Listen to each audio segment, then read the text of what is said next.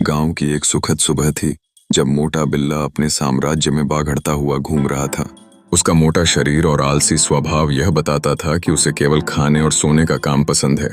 हल्की धूप में बैठकर वह अपने तमाम शौक पूरे करता था, लेकिन गांव के दूसरे जानवर उसकी इस साम्राज्यवादी प्रकृति से परेशान थे।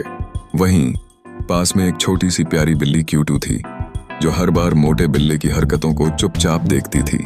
क्यूटू छोटी थी, लेकिन उसका दिमाग तेज था।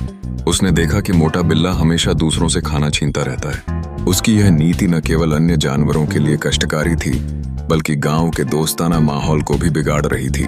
क्यूटू ने ठान लिया कि अब समय आ गया है कि मोटे बिल्ले को एक सबक सिखाया जाए। उसने एक योजना बनाई जिसमें उसे अपनी चतुराई का प्रदर्शन करना था।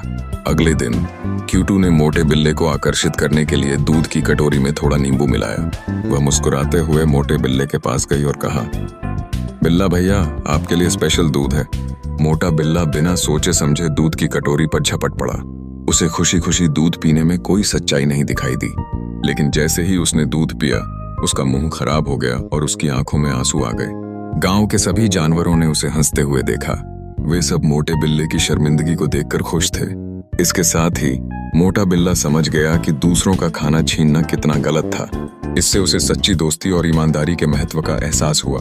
उस दिन से मोटा बिल्ला अपने व्यवहार में सुधार करने लगा। क्यूटू और मोटा बिल्ला अब अच्छे दोस्त बन गए। वे मिलकर खेलते, खाते और गांव के सबसे प्यारी जोड़ी के रूप में जाने जाने लगे।